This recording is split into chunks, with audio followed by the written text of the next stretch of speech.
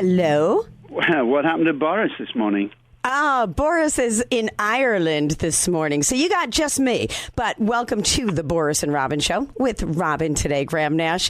I'm going to try not to get too gushy on you because I am a huge fan. I've been a fan of yours since the Hollies. I love Crosby, Stills, Nash, Crosby, Stills, Nash and Young. I love the idea of your book, Wild Tales, being out in paperback.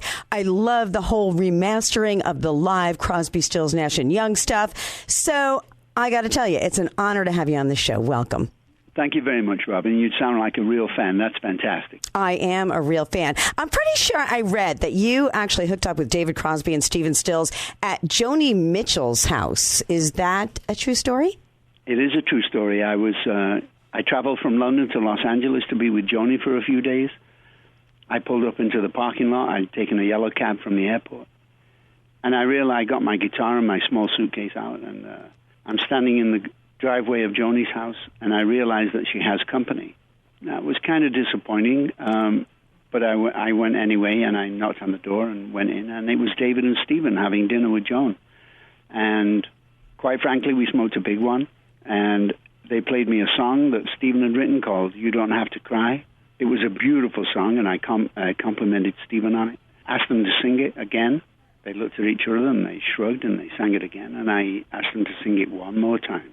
And by the third time that I'd heard the song, I'd learned the words and learned what it was that I was going to do. And whatever vocal sound Crosby, Stills, and Nash has was born in the first 40 seconds of us ever singing together. You Don't Have to Cry is one of my favorite songs, by the way. Love, love, love it. And I can't even imagine what it feels like when you hook up with other musicians and realize that, oh, my God, this is magical. I mean, your harmonies are magical. They really are. So what kind of a feeling? And so did you know right then and there, like, yep, this is what I'm going to be doing forever because this is a perfect match here? It was an insanity to us. We had to stop, and I just contacted Joni recently and asked her what her memories of that first night were. And she said, I remember, you getting through the first verse on the third pass of the song and stopping, and everybody gasped because it was so right. I remember thinking, actually, not even that long ago, just, listening to the CD again, because I listened to it again and again, and thinking to myself, there's got to be some kind of divine intervention. There's got to be a God that puts these people together, that just puts them in one room together and comes out with such a perfect sound. So if there is a God and he did that, thank you, God, because it works really well. Obviously, there is a God, and she's a great person. I like that. The Neil Young thing that's going on. So as I've mentioned to you, I love you with Crosby, Stills, and Nash, just the three of you. And I also love you with Neil Young. There's so much of an edge that Neil adds to the music. And I've seen both in concert. But now Neil's saying that it's never going to be again, Crosby, Stills, Nash and Young.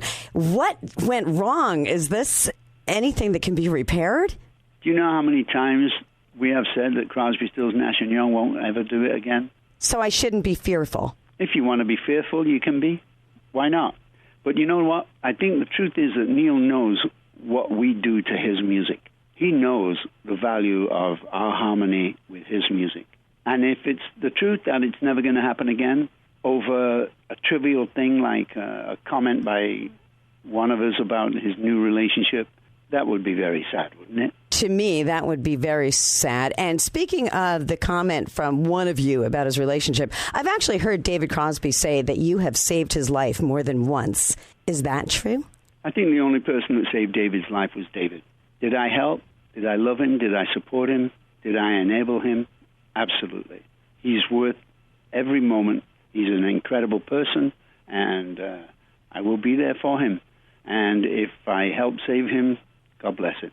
Well, you're a great musician and obviously a great friend as well. I'm looking forward to reading the paperback book, Wild Tales, Rock and Roll Life. And I'm looking forward to hopefully that you guys will be continuing that album of cover tunes that you were working on. So much I'm looking forward to. And I thank you so much for joining us on the show. Graham Nash, Crosby, Stills, Nash, Crosby, Stills, Nash and Young, the Hollies. It's been my honor. Thank you so much. You're very welcome, Robyn. Thank you. The Boris and Robyn Show on 101.5 WPDH.